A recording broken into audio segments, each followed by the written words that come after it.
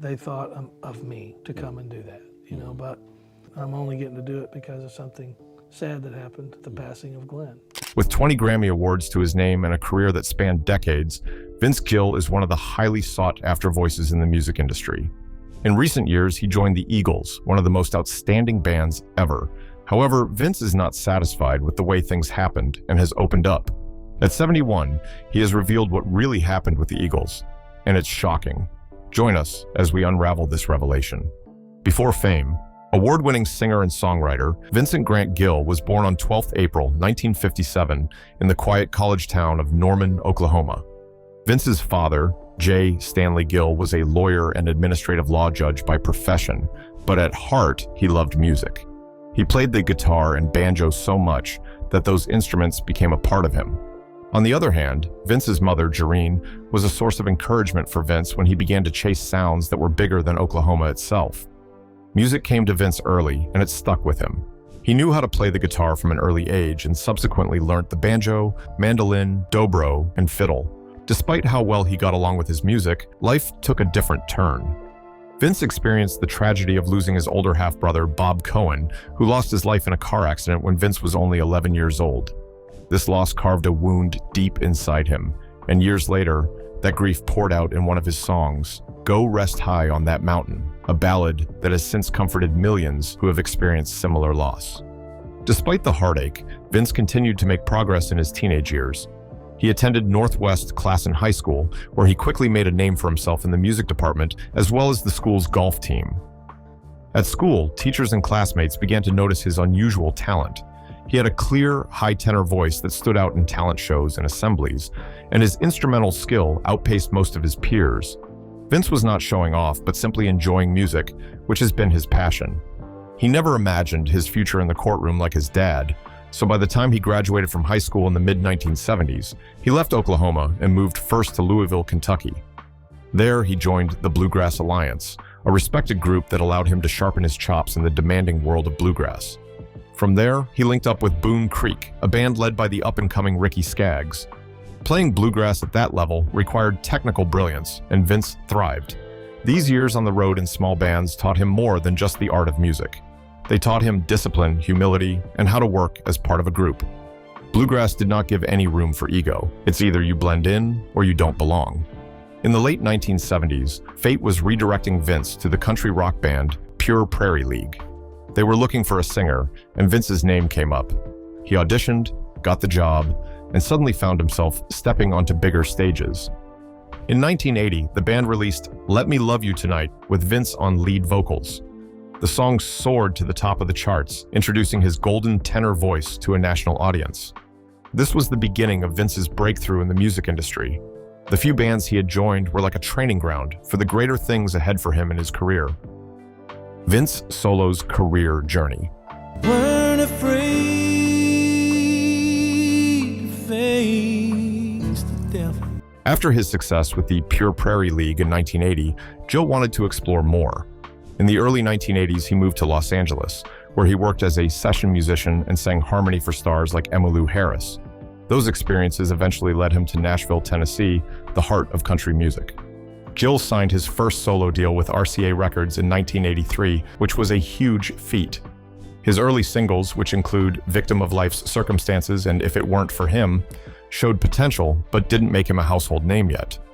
Still, they built his reputation as a reliable musician with a clear, emotional voice. The big breakthrough came after he switched from RCA Records to MCA Records in 1989. That same year, he released the album When I Call Your Name.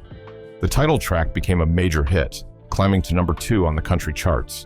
It also won him his first Grammy Award, and there were more to come. The 1990s marked the peak of Vince Gill's solo career. He released a string of successful albums and singles that solidified his place among the top country artists of the decade. Some of those songs include Pocket Full of Gold, I Still Believe in You, and When Love Finds You. One of his most powerful songs from this era was Go Rest High on That Mountain. Gill started writing it after the demise of fellow country singer Keith Whitley, and later finished it after the passing of his own brother.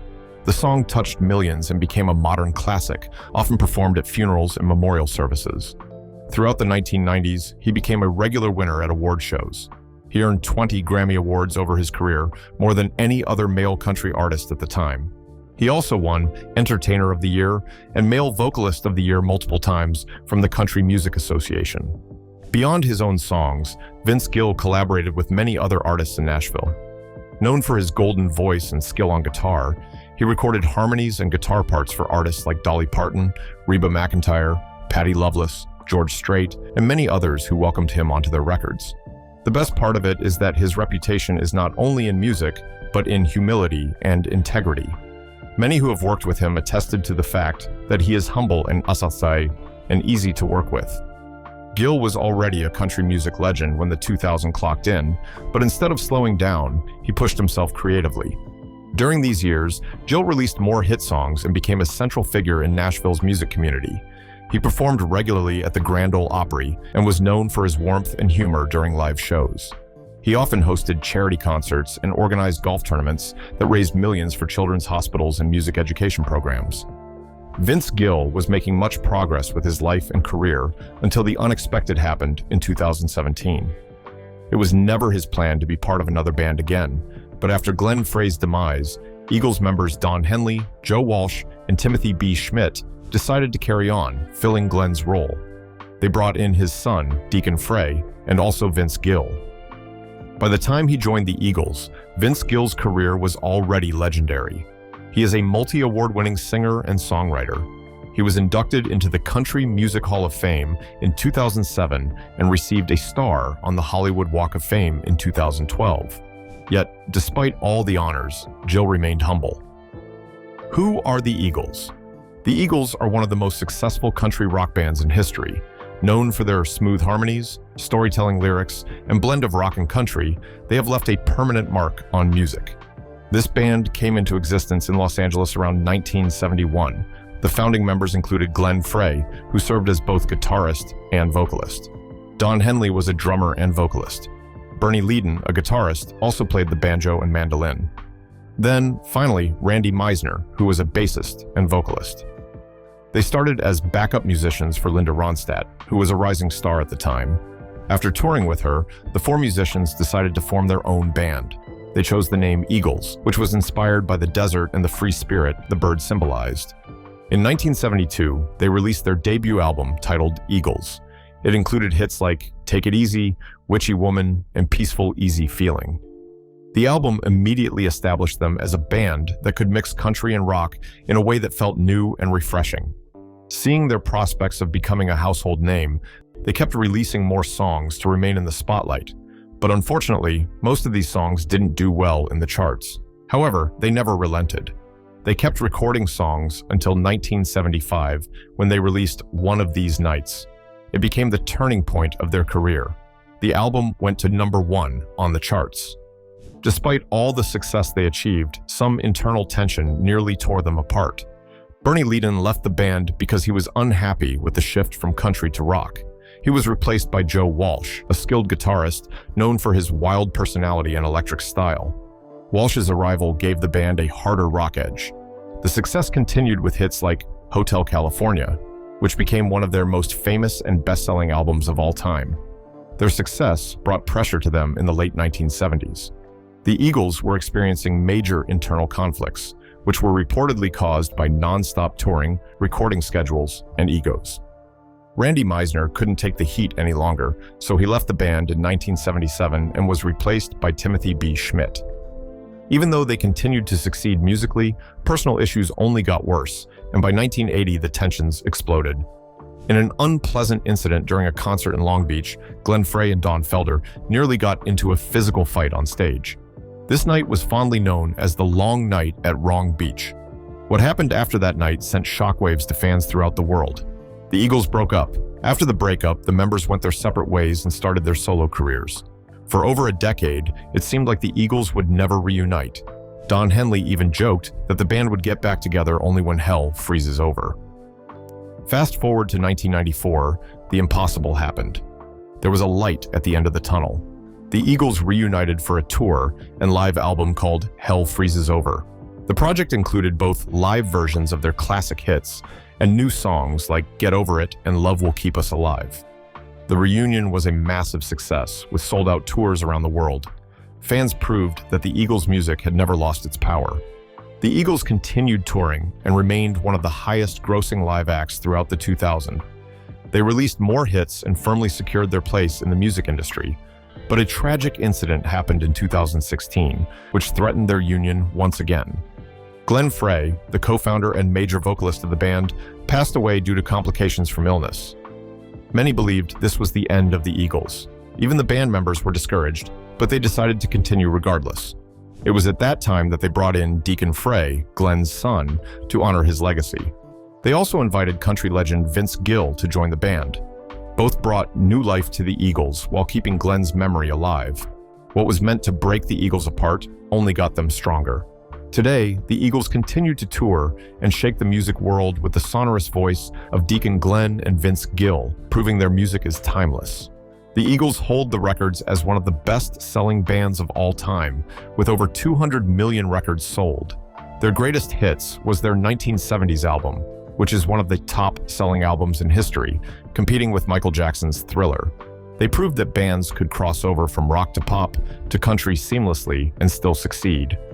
However, what really happened with the Eagles, and why has Vince Gill decided to reveal it now? What happened with the Eagles? Welcome to the Hotel California. When Glenn Frey, co-founder of the Eagles, passed away, Don Henley, another member of the Eagles, openly stated that at the time, he believed the Eagles were finished. Glenn was their lead vocalist, and his voice was central to some of the band's most popular songs. However, as months passed, they realized they wanted to continue the band.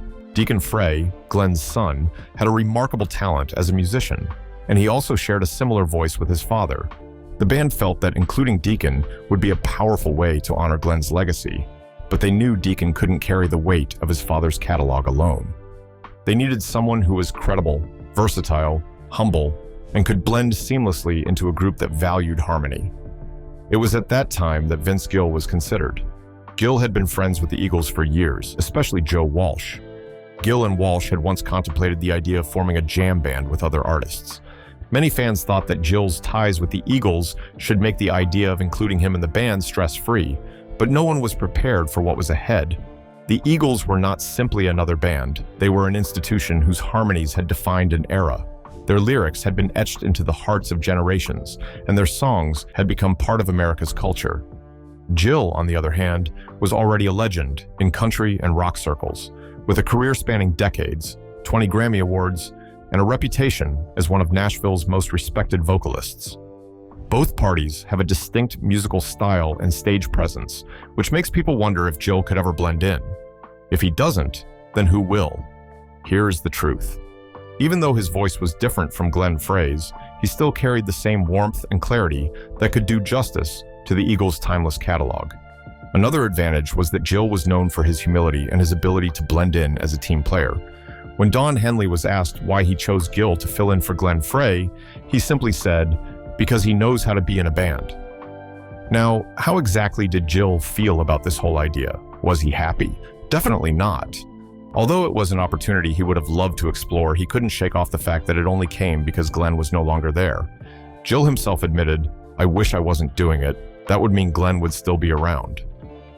After all was said and done, Gill officially joined the Eagles alongside Deacon Frey in 2017. His debut came at the Classic West and Classic East festivals in Los Angeles and New York, where he stepped on stage with Henley, Joe Walsh, and Timothy B. Schmidt. The response was overwhelmingly positive. Since then, Gill has remained an integral part of the Eagles' touring lineup, bringing both his musical talent and humility to the stage. Although this arrangement brought so much joy to fans and put the Eagles back on their feet again, it wasn't left without its challenges. Gill was the victim of all the inconveniences. One of the greatest challenges Gill faced was adapting his voice to melodies that weren't built for him. He once said, "I think that I sing those Eagles songs fine and all of that, but they weren't written for me, weren't written melodically for my voice." Gill is known for his tender, soaring tenor, which is nothing like what the Eagles are used to. Moreover, it was not his job to reinterpret or remake the Eagles' sound, but to preserve it.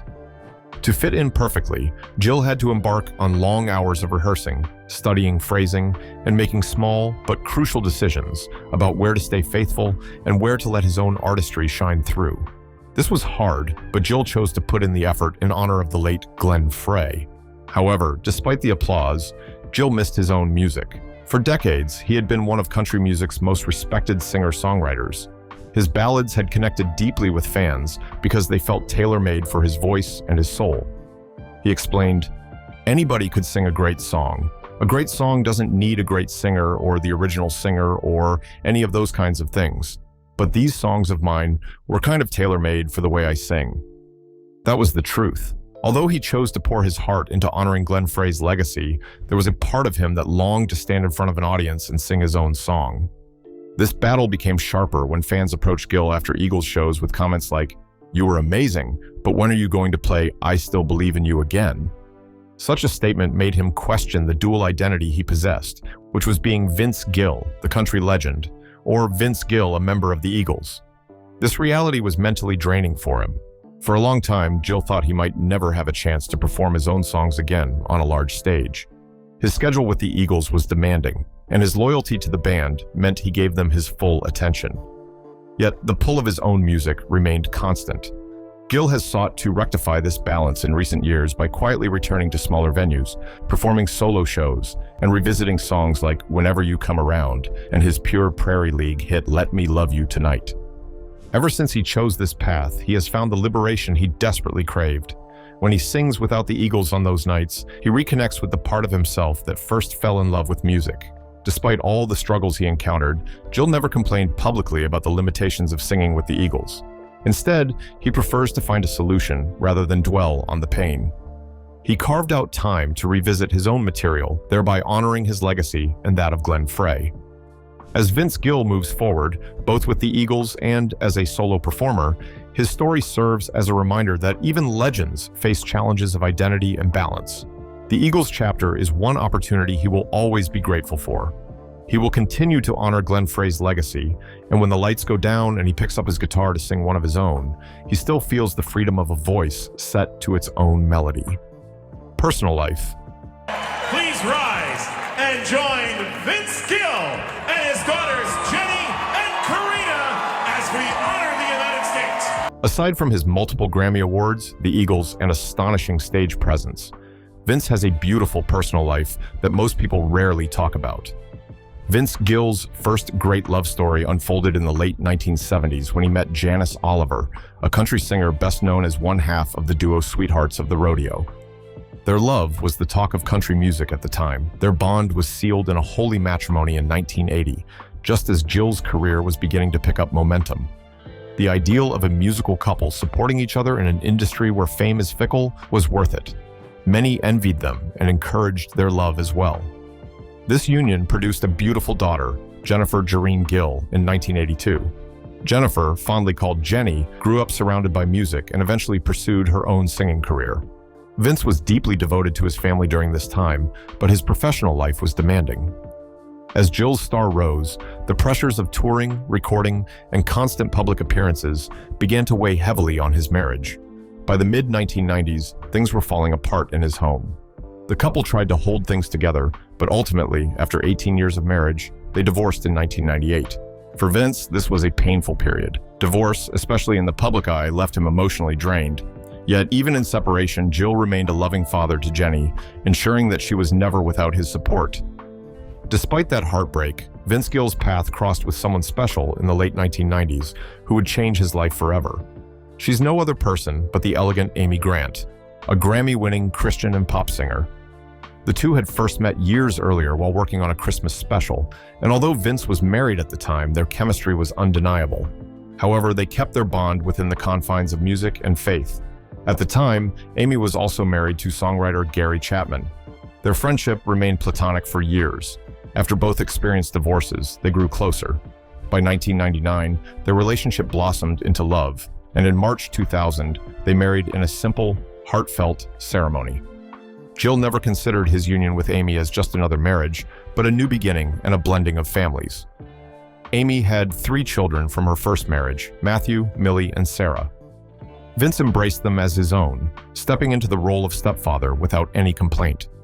A year later, in 2001, Vince and Amy welcomed their daughter, Karina Grant Gill. Her birth strengthened their union further and blended the families. Vince and Amy's relationship has been one of the most admired in music. Fans often describe them as soulmates.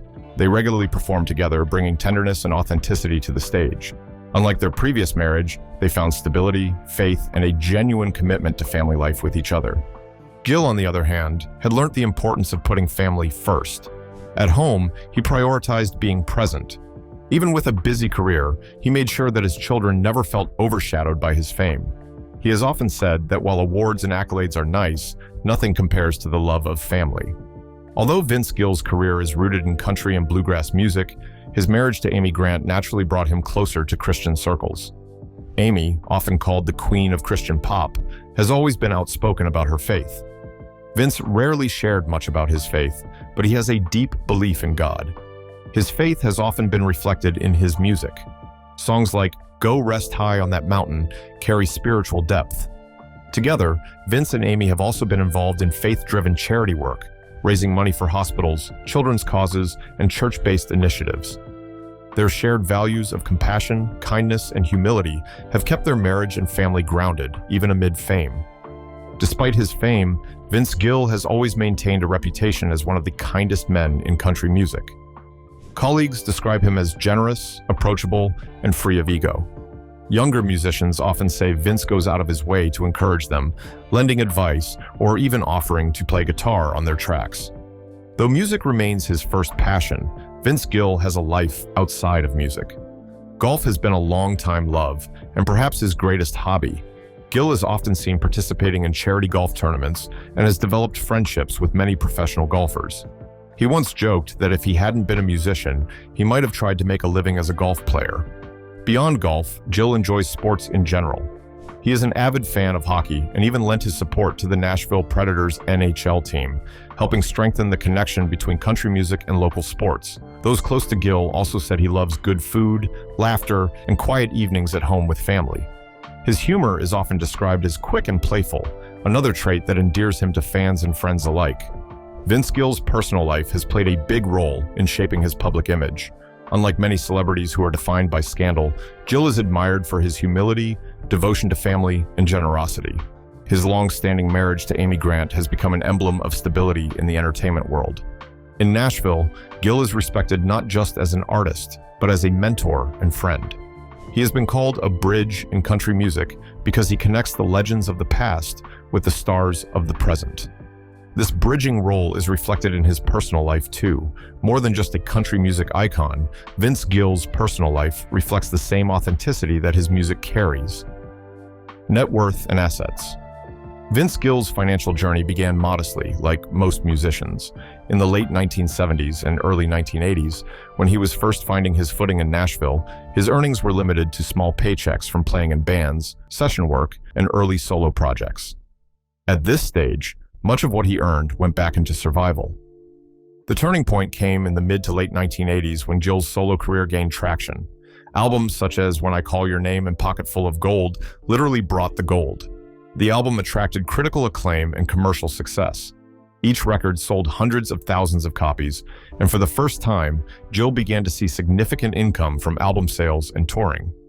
The 1990s were Gill's golden decade financially. With hit singles, sold-out tours, and endorsement opportunities, Gill's net worth steadily rose, reaching perhaps $10 million or more by the late 90s. This was also the decade when he collected a record number of CMA awards and Grammys, accolades that increased both his reputation and his market value as a performer. By the 2000s, Gill's finances were further stabilized. His marriage to Amy blended his financial life with hers, though both maintained their own careers and earnings.